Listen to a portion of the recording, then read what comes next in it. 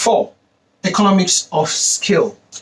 Economies of scale deals with the ability of a business to produce a lot of things for a very cheap amount, such that your unit price is so low, the cost of your unit price is so low that competitors fear to come and compete with you because your cost is minimal, you are very efficient, and they dread going toe to toe with you.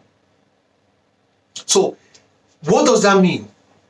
It means that because your unit price is very cheap, for them to survive a competition with you, they have to find a way to make that their own unit price equally as cheap or even cheaper than yours. If they don't, and they come and face you, they are going to experience a loss today, tomorrow, next year, the year after, and of course, if a business is not making any money, what happens? It dies. It dies a natural death. So in this case, because they don't have economics of scale, your competitors will go out of business. So yes, companies fight to generate economics of scale. If you as a competitor can come in and find a way to sell a unit for a cheaper price because your cost is cheaper, then you are going to bite a share from the market of the other guys. A very good example, we in the UK here, we have what you call the German discounters. The two I know of are called Aldi and Lidl's. Before then, we used to go to Asda and Tesco's and Sainsbury's and Morrison's to go buy stuff. So what these German discounters did when they came to the UK was just to build a warehouse. In this warehouse, nothing fancy, it's just shelves. The goods are still even in the packaged cartons. They don't even arrange them, they just put them right on the shelf. You go pick what you want.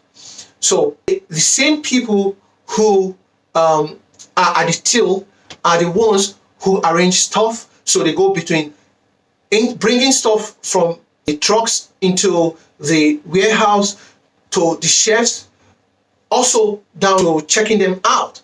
Even the managers go on to the shelves to stock things. So in so doing, they have cut down a lot of costs. It's beyond that. Most of the things they sell are their own branded stuff. They hardly go for these big brands. If you want Cocoa Pops, they have their own kind of Cocoa Pops, way cheaper than what Kellogg sells. Of course, the quality is almost as good, but for half the price.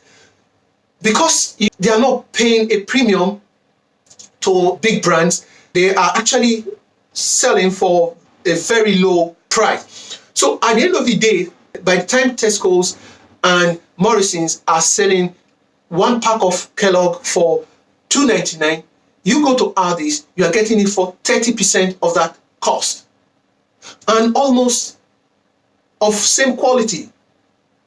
To even cut costs, when you go to Aldi's, you are going to use your pound to get a trolley. When you finish, for you to get your pound back, you have to take the trolley back, arrange it, and then take out your pound. But for the other people, they have places within their massive car parks where shoppers can just dump their trolleys and somebody else will go and put it in a proper place. That is cost for Tesco's, that is cost for Morrison's. All of these are things that make the cost of products expensive in Tesco's and these shops. Aldi's is all about operational efficiency. That brings me to things that make economics of scale work.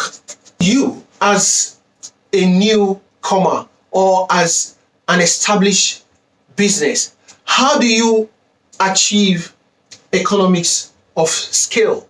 I got to understand this when I read a paper from the Harvard Business Review.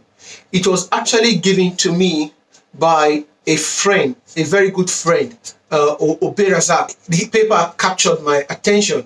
I sat down and I took my time to actually read this paper. What I discovered was the knowledge of economics of scale actually ties to what you call strategic positioning and operational efficiency. What is strategic positioning? Strategic positioning is doing things that your competitors are not doing.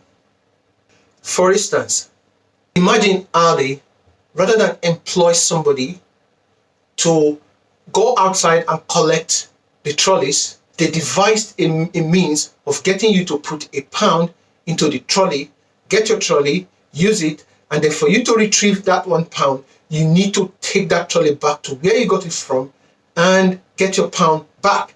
So rather than employ somebody to do that, what they have done is get you to do it.